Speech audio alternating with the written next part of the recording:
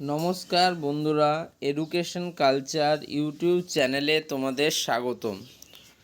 তো আজকে মূলত আমি আলোচনা করব diploma government and self finance বা প্রাইভেট ইনস্টিটিউশনের মধ্যে ডিপ্লোমার ফি স্ট্রাকচার কী রয়েছে। তোমরা যারা ডিপ্লোমার প্রথম এবং দ্বিতীয় বর্ষে অ্যাডমিশান নেবে, তো তাদের ক্ষেত্রে এটা খুবই ইম্পর্টেন্ট কি ডিপ্লোমা সম্বন্ধে অনেক কিছু আগে থেকে কিন্তু জেনে রাখা প্রয়োজন।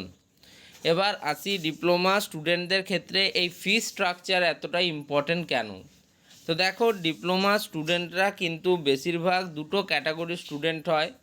এক হচ্ছে মধ্যবিত্তদের ক্ষেত্রে নিম্ন মধ্যবিত্ত, এবং দ্বিতীয় হচ্ছে খুবই গরিব পরিবারের যারা স্টুডেন্ট হয় তারাই কিন্তু মূলত গভর্নমেন্ট পলিটেকনিক কলেজগুলিতে অ্যাডমিশান নেয়।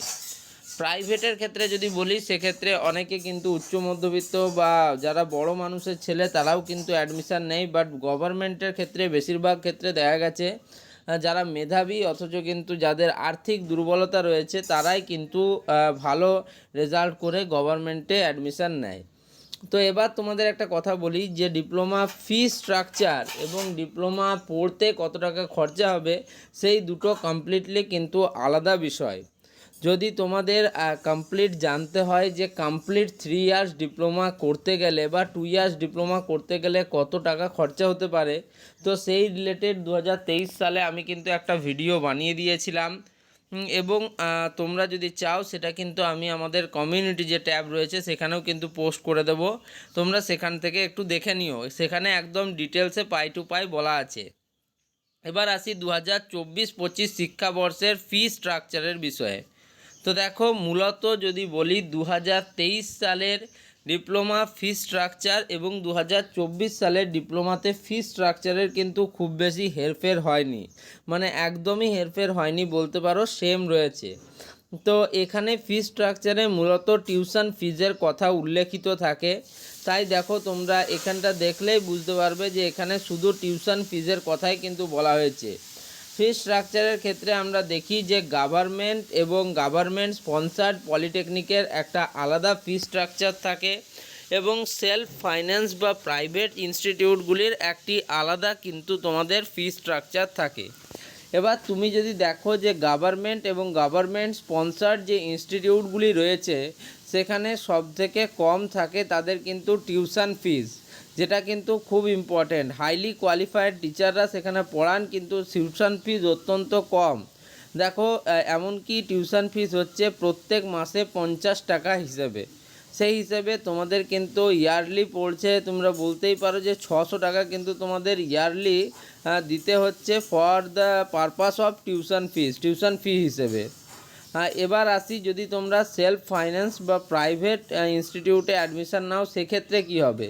যদি তোমরা কেউ সেলফ ফাইন্যান্স বা প্রাইভেট ইনস্টিটিউটে অ্যাডমিশান নাও, সেক্ষেত্রে তোমরা যদি কাউন্সিলিংয়ের থ্রু অ্যাডমিশান নাও সেক্ষেত্রে তোমার টিউশন ফিস পড়বে 1500 টাকা, অর্থাৎ 1500 টাকা প্রত্যেক মাসে।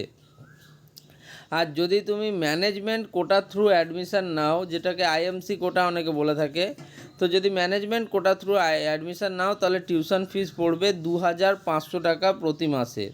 ওকে, তাই দেখো, যারা কিন্তু তোমরা বিভিন্ন সেলফ ফাইন্যান্স বা প্রাইভেট ইনস্টিটিউটেও অ্যাডমিশান নেবে তাদেরকেও আমি একটা কথা বারবার বলে দিচ্ছি, তারা অবশ্যই কিন্তু কাউন্সিলিং প্রসেসে অংশগ্রহণ করো। তোমরা কিন্তু সবার প্রথমে ফর্ম ফিল আপ প্রসেসটা অংশগ্রহণ করো, যেটা এখন তোমাদের ডেটটা এক্সটেন্ড করে 31শে মে কিন্তু করা হয়েছে।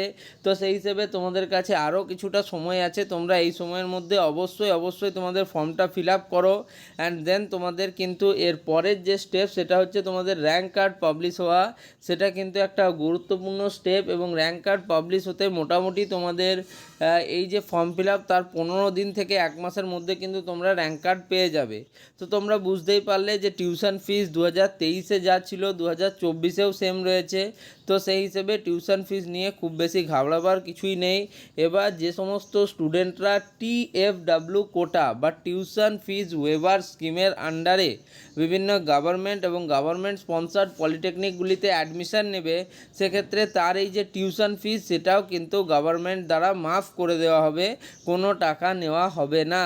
তো তোমরা অবশ্যই টিএফডব্লিউ কোটাতে অ্যাডমিশান নাও, যারা পাচ্ছ, যারা টিএফডব্লিউ মানে আওতাধীন পড়ো তারা কিন্তু অবশ্যই টিএফডব্লিউ সার্টিফিকেটটা নিজেদের তৈরি করে রাখবে। আর টিএফডব্লিউ সার্টিফিকেট কীভাবে তৈরি করবে সেই রিলেটেড ভিডিও চ্যানেলে রয়েছে। অর্থাৎ যদি আমি বলি diploma related A to Z কিন্তু ভিডিও তোমরা এই চ্যানেল থেকে পেয়ে যাবে, তোমরা একটু খুঁজে নাও ভিডিওগুলি। আর এই ভিডিওটা এখানেই শেষ করছি। ভিডিওটা ভালো লাগলে অবশ্যই ভিডিওটিকে লাইক করো, বন্ধুদের মধ্যে শেয়ার করো আর চ্যানেলটিকে সাবস্ক্রাইব করো। ধন্যবাদ।